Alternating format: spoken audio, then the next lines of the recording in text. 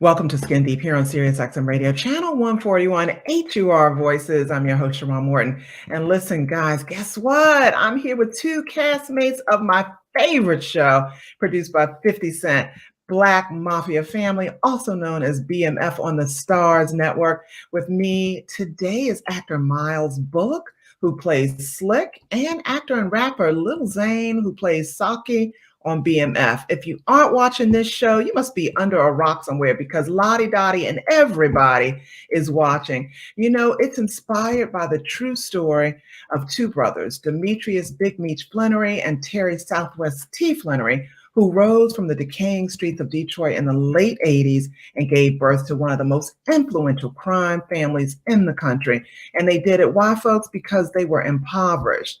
There were no opportunities for Black folks. You hear me? No level playing field, no living wage jobs, no access to the ever elusive American dream. And we're going to be talking to Miles Bullock and Lil Zane about the show, their roles, and the reasons why so many of our Black men have to resort to the streets in order to survive. So as I always say, we're going to be doing more than just scratching the surface here on Skin Deep. We're talking about our Black skin and our Black power. And by the way, if you want to reach out to me, email me at skindeepradioshow@gmail.com. Stay tuned. We'll be right back with more information you just can't afford to miss here on Skin Deep. Welcome back to Skin Deep. As we mentioned before the break, I have Black Mafia Family actors Miles Bullock and actor and rapper Lil Zane on the show today. My favorite show, Black Mafia Family. Guys, welcome. I'm so excited to have you here. Thank you for coming on SiriusXM Radio. How are you? Thank you for having us. Amazing. Thank you. Yeah. Thank you. I mean, and also, what an introduction. Your introduction, amazing, phenomenal. Oh, so thank you. Thank you. That means a lot to me. Listen, we're going to get right down into it. What'd you say? What'd you say? I was going to say my partner was in the back and said, she has a nice voice. Tell him I said thank you. It usually sounds even better. I have a cold, so it usually sounds better, but tell him I said thank you. Listen, guys, I'm so excited. As I was telling you before we got started, when Tasha told me you guys were going to do the show, I was sick. I was recuperating. Okay. And I was like, listen, I'm going to be ready for this show. I was telling Miles before we got started, I said, Miles, I threw on some eyelashes and some weave and I'm here. Okay. So I'm happy to see you all. That's what's up. Listen, thank you. I'm upset that you all are not on the show anymore, that you got killed off. I'm too through with that. But before we get to that, let's talk about, the whole story of BMF. And, were you or were either of you familiar with the story? And did you have to, read about it, research it, get some inspiration in terms of, fleshing out the character that you played in the story? You, Miles, played Slick, and you, Zane, played Saki, right? So tell the folks, were you familiar with Black Mafia Family? Either one can start. I wasn't too familiar. I was kind of just as familiar as the regular person was that listens to hip hop, and I heard Big Meech's name and every other hip hop song. So I knew that much. And luckily for me, I wasn't playing somebody that was actually a part of BMF, so it didn't require me to do too much digging on their own stories. But of course, I learned a lot just by being on set, being on the environment, listening to every table read, and the little bit of research I did do about them as a conglomerate, and it was pretty amazing. But I was able to kind of just pull from my own individual experiences, my own sense of humanity, the people that I've been raised around, or my character that really informed what I did on set. And but at the end of the day, like, I didn't know too much, but now I know everything. Now I know a little bit too damn much. Right. And I think I got it wrong. Saki, you're still alive. You're still part of Meech's crew, right? I'm sorry about that, right? Don't include him with me in the fishes. That man's still on there. He's still on there. Hey, I can't help it. I chose the right side, man. You know, Right, you chose the right part. Right, right. Any boys and nothing, man. Good on you. Nah, good on but you. yeah. I'm listening. Yeah, I'm sorry. so Zane, tell us, did you know about the story, the BMF story, and did you have to pull from it to help, get into character, or what did you have to do to get into character? Well, I know a little bit about the BMF because I grew up in Atlanta. I'm from Atlanta.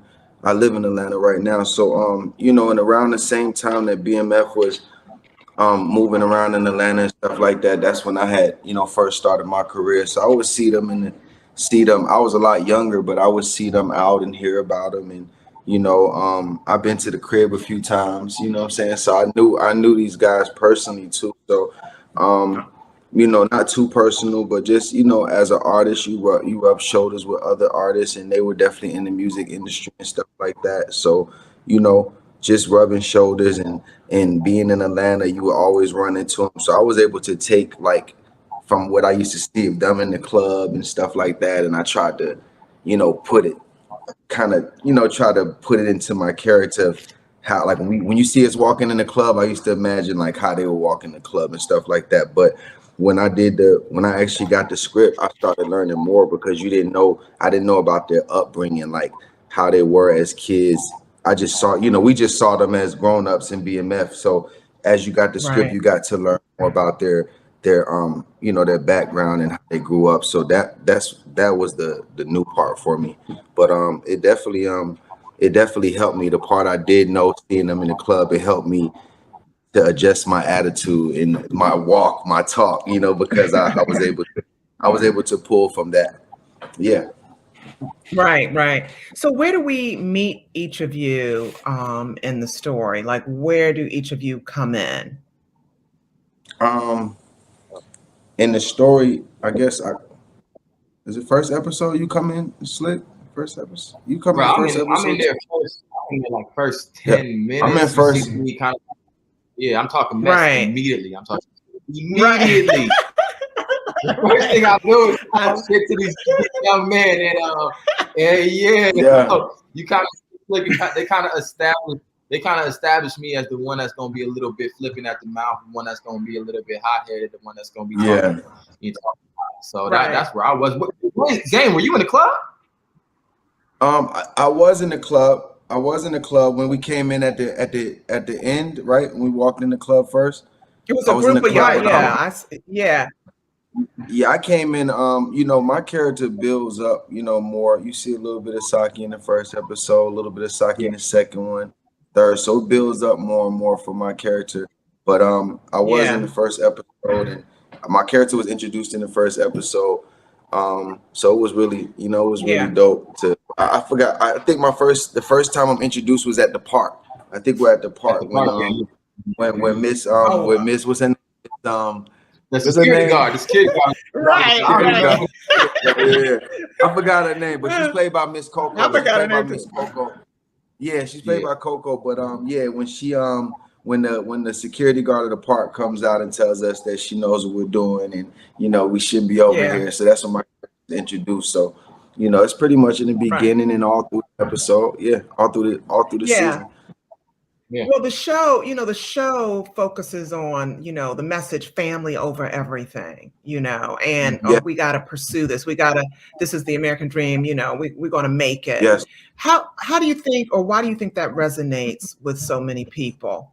I think those messages are the reasons why so many people are tuning in, because still to this day, that was back in the 80s, still to this day, Black folks are still trying to go after the American dream. And we know the American dream wasn't meant for us to have, but I think that those messages, family over everything, which has always been the case in the African-American community, that resonates so much with, folks that watch the show. Why do you think that is?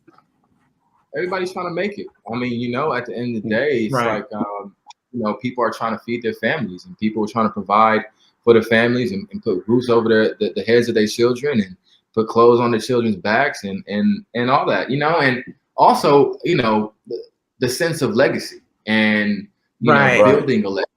and what that actually means, and how to do it. And I think now, we're really in the age of entrepreneurship, and people are trying to find different ways to monetize themselves. And I feel like BMF and the story of BMF is an exact replica in the sense of what people are feeling like they have to do for themselves now, right? Not everybody's feeling like they want to work a 9 to 5 all the time. They want to kind of find ways how they can, pull money out of their humanity. And I think BMF is a of that, which is why people are so connected.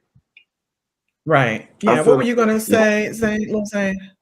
No, I feel the same way. I feel like when people watch the story, they get that family and that love vibe from BMF, because that's what these kids were about. They were about their family and their friends, and real loyal and being loyal, and coming up together. And I think that's what everybody's trying to do now. Like, people are trying to link up, and you got this company linking with this company, this person linking with this person, and everybody's just trying to grow and trying to figure out a way to, to get it as entrepreneurs instead of working for somebody. So I think that resonates with the world when they watch it, because everybody's hustling in their own way or form of fashion right now. Like, especially 2021. Like, I was just watching Greg Street, the radio guy out here. He was just saying how, like, the Chick-fil-A's, everybody's like, the Burger King's got signs on the wall that say closed due to short employees, closed due to shoplifting. Like, nobody wants to work right now for anybody. Everybody wants to somehow, nobody's working. Everybody's trying to figure it out, a way outside of the system to make. Yeah. And that's what these guys are. COVID definitely. Money outside. They were trying to make money outside the system. Meech and them did not want to. Meech didn't want to work at Wendy's. He was like, hell no. But he saw his parents struggling, working 2 and 3 jobs, and still they're hungry. You know what I'm saying? There weren't any opportunities, and still, there weren't any opportunities for Black folks and Black families. And he was like, why am I going to go? It is. It's going on right now. And COVID, COVID shone a light on what was really happening, and folks were like, wait a minute now, you're not going to keep paying me $8 an hour and treating me like a slave. You know what I'm saying? Right. And so now, all these, what you say, Miles? Well, people were figuring out that it's not always about working harder, it's about working smarter too. Like, you know what I mean? It's like sometimes it's not work really hard in one direction, but that direction might not be the direction that bears the fruit from your work. Whereas you work harder in this direction that will cater to what you do, to, you know what I mean? So it's the mentality. The mentality's definitely changed. Yeah. Right. Listen, guys, we got to get ready to go to commercial, but before we do, tell everybody where they can catch the show, what days, all of that. Where can they catch you? Where are you on social media as well? My social media is Lil Zane World. Well, my social media is Lil Zane's World. That's you, man. Lil Zane's World, LILZANESWORLD. I'm on Facebook, Twitter, IG most of the time, Snapchat, all that good stuff. And you can catch the show on the Stars app. If you got the Stars app, download the Stars app. You can catch it right now. Biggest show out on TV. I don't know why you don't have it right now.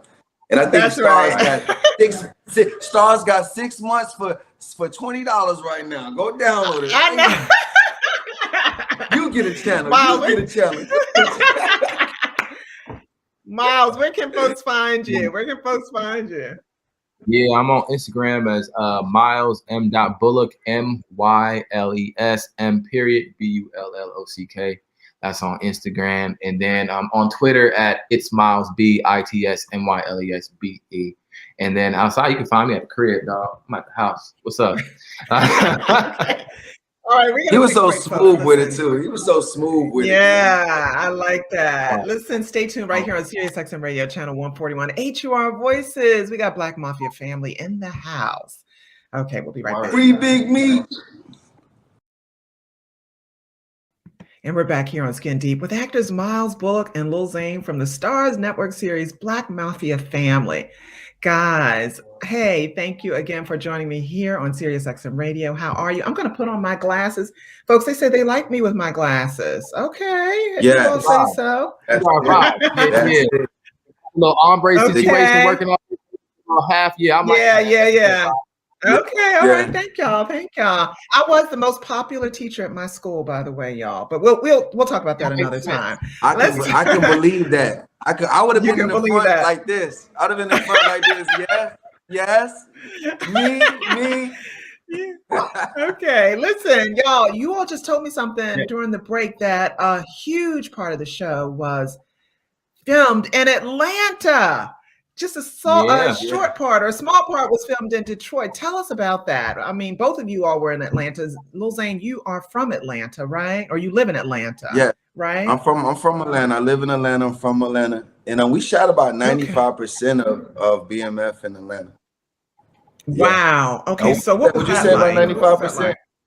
I'll say about 95%. Like they just made sure to get like specific areas of Detroit, specific like landmarks, and like they shot a couple key scenes, like the porch scene, like they were actually at Big Meech's mom's house, like they were on his old porch, and they shot that on the porch of his grandma's house. So like they did have things like little nuggets like that to make it real, and I think what gave it that authenticity that people thought it was filmed in Detroit. You know what I mean? But 95% of that joint was shot in Atlanta. Wow. Yeah, and they also flew in cars. I didn't mean to cut you off. They flew in like cars, like flew in certain cars and certain billboards and certain trucks and like company trucks that only you would know would be in Detroit. They flew those type of cars in and turned like streets in Atlanta to like, if you drive down the street in Atlanta, it looked like you were in Detroit because of the certain cars that they flew in and the certain billboard signs they put in. So they were really unique, really smart about really detailed about putting little things like that in to keep the authenticity of it. Yeah, it really looked authentic. I thought most of it was shot in Detroit. That's amazing. And you know what I really also like? The show itself, there's so many twists and turns and little details. Like I had to keep going back and like rewatching the show, rewatching some of the episodes. You all know what I'm talking about? You got to keep the writers. Hey, Zane, you can talk about it like Randy Huggins, right? Who was like, the head writer, but also showrunner and creator. He was on set and he would change stuff while we were doing it. You know what I mean? Like he might come with stuff. Wow. Try this. Or we're gonna do it like this. And so they were really involved with the story and every turn that it took, and they were really specific with how they kind of orchestrated the story. It was amazing. Yeah, because I mean, I had missed like 2 or 3 episodes and I binged watched, and so many people I know binge watch, because, and then you have to go back again and look again and see, okay, well, how is that character related? Or what did that person say? Or why are we here? Why are we there? I mean, great, excellent writing. You all were fantastic actors. Tell me something. Do you think any of your characters were misunderstood? And can you relate to your characters in any kind of way? Like, I think Slick, your character was definitely misunderstood. But go ahead. You all tell me. Answer that. I think he's a little misunderstood. I mean, Miles, not Slick. You Slick on the show. Look, you played the part so well that I just keep calling you Slick, man. I call you Slick. That's like Slick. Zane has Miles in like 4 months, but it's I think Slick was a little bit misunderstood, mostly by Lamar, which is why he got his ass killed, which is a problem. But I think it was a lot of fun playing Slick. I had fun bringing that character to life and just like bringing as much of me to the character as I possibly could. I have a lot in common with him because I brought a lot of me to him, especially just the sense of kind of saying some funny stuff. I kind of been a funny guy my whole life, and I was always a fool since preschool, and so it was easy for me to kind of go out there and just open up that box and just let it all out. I never been stabbed up by nobody, so I don't relate in that way. But I never had a Jerry curl for real in my own life. But I had a Jerry curl for real when I was shooting that thing. So, but it was just a lot of fun though. Yeah, did you all learn anything new about yourselves while playing these roles? Zane, did you learn anything new about yourself? I did. Yeah, I did. I learned just in the audition from the beginning. I learned this was the first audition I think I actually did it. And oftentimes as an actor, you do these auditions and you dwell on them. You know, you dwell on them. You Right. sit back and you call in your agent every day. Did they call back? Did they call back? Did they call back? What they say? Did they you ain't hear nothing yet? This is one of them Right. auditions where I did it and let it go. I didn't think about it no more. I just did it. I Yeah. one took it. Yeah. You know, usually you do like 10 takes because now they have you self-taping because of the COVID and stuff.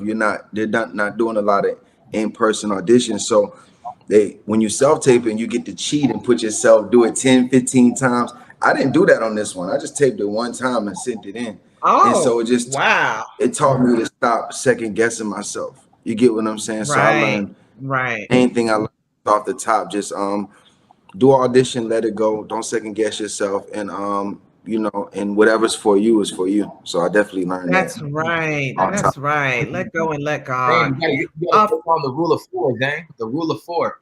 Only 4 takes. The rule of 4, only 4 takes. I don't let myself. Once I get over 4 takes in audition, it's at that point it's a wash. Downhill. At that point, it's Yeah. in your head.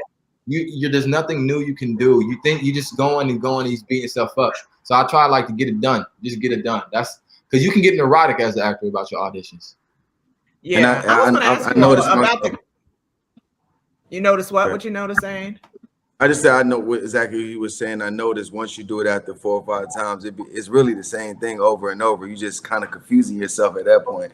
So yeah, so I started doing 1 or 2 takes, and it's like, hey, because we want to be great anyway. So going into it, you're gonna try to do your best off top because you try to be great anyway in life. So when you're a person that tries to be great, you do it twice and you're like, one of these got to be it. Because I know I put that energy into it. So you don't need to do it and 20 you all times. really did it. You all really, really did a great job. I was going to ask you about the casting process, with COVID and all of that. Wow. Is it that you just did a couple of takes and sent it in, your self-tape and sent it in, and that was it? You waited? And then what about rehearsals and all of that? How did you handle rehearsal and COVID? Well, I know that I know Ian Zane's audition process was a little different. I know that Zane, he kind of knew about the show a little bit further ahead than I did. I didn't even I actually didn't audition for BMF. I auditioned for another show that 50 Cent was doing, that Tommy spinoff, Power, and I kind of I sent in an audition tape for that show, and then I got a call a week later that I had booked BMF. And I didn't even know the name of the character. I didn't know who the character was. I just knew that I was going to be in it for 6 episodes and filmed in Atlanta. And then, I kind of got more understanding of the character after they sent me the episodes I was going to be in. But prior to that, I didn't even know that the BMF show was being made. To get a call that you didn't audition for and that you didn't even know about. And I was just like, okay, well, that's cool. And then it ended up being this. And then, it's been crazy. Yeah, we only have we only have a couple of more minutes. What was the most rewarding thing about being on BMF, or what would you say has been the most rewarding thing besides all of this great attention that everybody loves the show? I would say the most rewarding thing for me on being on the BMF is just to be accepted by my peers and stuff like that. You know what I'm saying? Just to be playing a true story, a period piece at that. I never did a period piece before. So to do a period piece about some real guys' life that had real situations going on, and people to say that you're doing such a good job, and us to be considered for an Emmy right now, that's the rewarding part of it. Just that, and hearing the family and seeing like Miss Flannery and Big Meech, all of them just really happy with us and what we're doing. I think that's the most important and the most rewarding part of it. What about for you, Miles? I would have to say it's honestly the relationships for me, the people that I walked away with from the show, and the Tasha Smith, the Robbie Huggins, the Russell Hornsby, the Zanes, the Da Vinci's, the Meeches, the Miles True, the Jason Jabbar. I could literally name so many people that I feel like I walked away from the show with, and that has been more rewarding than anything, because on the days where I might not feel like, sharp or something like that, I might talk to my boy Jason, and and we can kind of just bounce off each other or whatever it is. And my man Christian Robinson, like, or get a phone call from Tasha, and she tells you how great you are because she just fills into everybody. So, like, honestly, that is it for me. That is it for me. And I've done like 20 interviews with Zane, getting cool with Zane. You know what I mean? It's just people I kind of grew up on. I'm now sharing space. I'm sharing space with, and I couldn't ask for nothing better than that. That's a blessing. And by the way, again, congratulations on the baby that will be here next month, right, Miles? You're going to be a father. That is a blessing. Yeah. My little boy. Yeah. Well, that's it for now, folks. I'm your host, Sharrarne Morton, with guest Black Mafia family actors Miles Bullock and Lil Zane. Guys, where can people find you again on social media? Miles M. Bullock on Instagram. That's me, baby. Yeah. And you can find me at Lil Zane's World on Instagram. Lil Zane's World. Yeah. Okay. Well, folks, I hope you take that information we provided today and use it to grow your power. You can hear this show on SiriusXM Radio, channel 141 on Fridays, Saturdays, and Sundays, as well as on iTunes, Spotify, Stitcher, and all the streaming platforms. And hit me up at skindeepradioshow@gmail.com if you have a show idea, or check me out on @Sharrarne Morton on Instagram and Facebook. Thanks again for tuning in on all things that are skin deep.